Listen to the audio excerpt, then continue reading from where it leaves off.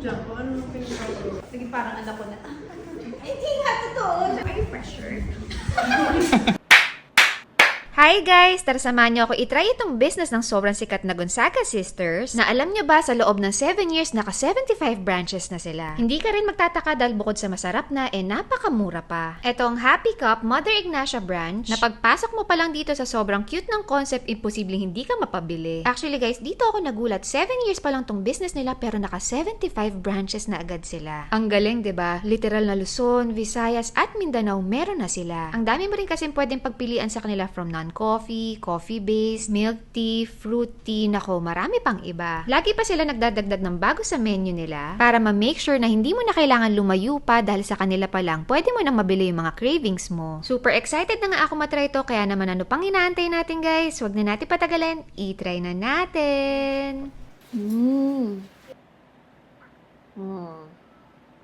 Perfect na perfect sa napakainit na panahon ngayon. Ang sarap din ng pagka-biscoff niya, hindi tinipid.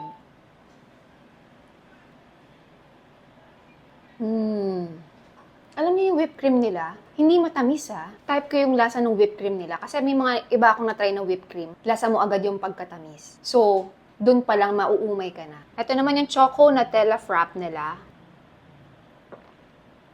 Oh, ang ganda ng mix nung coffee tsaka chocolate. Subtle lang yung pagkatamis ng chocolate niya. Bagay na bagay sa nabibigay ng konting bitter sa coffee. Maganda yung pagka-blend nila. Ang ganda ng kulay. Saktong-sakto magpapasko. Sa mga bagets, eto, magugustuhan to. Ang cute ng lasa niya. So, eto naman si Cheesecake Nutella Frap. Try na natin. Dito ako excited, guys.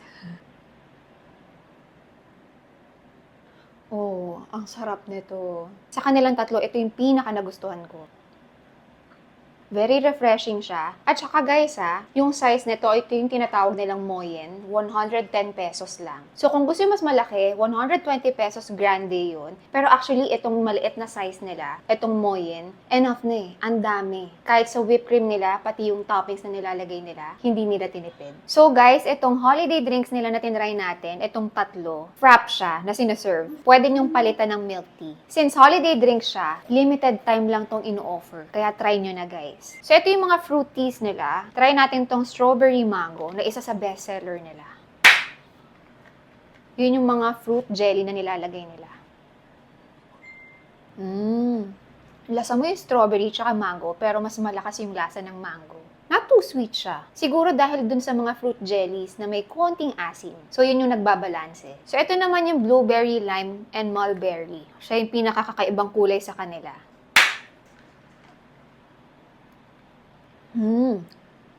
Ang unique ng lasa niya. Lasa mo yung blueberry, at the same time, may asim siya because of the lime. Imagine niyo, tatlong nakamix na fruits. Okay din, very unique. Okay siyang matry. Something new. Ito naman yung guava lychee nila.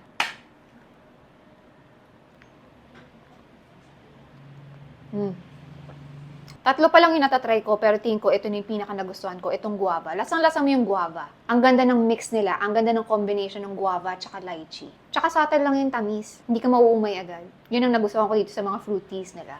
Ito naman yung peach lemon nila. Yan. So yung lasa niya, imagine niyo yung lasa ng peach, tas may konting asim dahil sa lemon. Last but not the least, dito sa mga fruit teas nila, itong honey peach mango. Alam mo yung tamis galing sa honey. At dahil may kasamang peach din, may konting asim siya nabibigay. Pero yung tamis niya galing sa mango. At honey, of course. So, dito sa 5 mga fruity nila, ang pinaka nagustuhan ko, yung guava. Tapos itong blueberry, lime, and mulberry. Dahil kasi ang unique nung lasa niya. Something new sa panlasa ko, para sa akin Tapos itong strawberry mango. Masarap siya for me. No wonder kaya isa sa bestseller siya. Nagustuhan ko yung tamis niya. Ito naman yung mga frap nila na non-coffee. So perfect to sa mga kids. Or ayaw ng kape. Light lang. So meron silang strawberry and cream. Tapos matcha. Ay wow. Ang sarap na itong strawberry. Creamy talaga siya. No joke.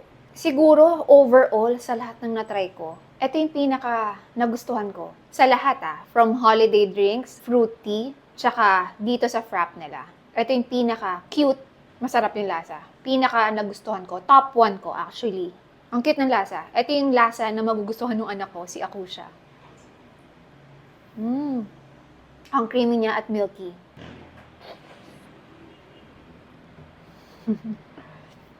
Kahit itong whipped cream nila tapos may strawberry syrup, ang cute ng lasa. Matamis siya, pero given naman na yun eh. Saktong-sakto yung tamis niya. Gusto ko. Try naman natin si matcha flavor.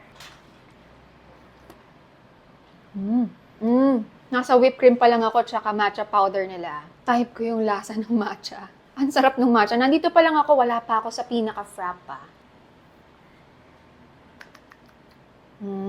Actually, itong mga napili natin, mga na-order natin, saktong-sakto, lahat pasok sa panlasa na gusto ko. Yung matcha niya, saktong-sakto lang yung pait na nabibigay ng matcha. Pero, lasa mo yung pagka-matcha niya. Creamy din. Sobra akong naiyak nga ako. Hindi nga totoo. Ang ganda niyang mag-vlog ng pagkain talaga. Yan! Ayan.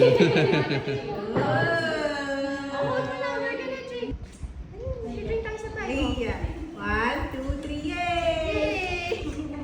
Nag-drink talaga. Yummy? Yummy? Uy, wow! Sige, parang anak ko na. Inangkin. Ewan ko dyan kung ano nung pinagkakaroon. Ay, pressured. Madoli ako na itong batang ito. Nakakainis. Kailan ba gaganon? Patsa. At ayan, napasubo tayo, napasayaw tayo ni Miss Alex. Tingnan mo naman yung mga tingin ni Akusha, parang nawiweirduhan siya. Ang hina ng Tony G. Pag may 2 kids ka na, hindi mo na kaya kumain yan. Hindi mo na nakakabot. Nagawa ni Lane. Okay. Sobrang thankful ako sa opportunity na to na makasama sila. Mabait at magaganda na, sobrang fun pa kasama.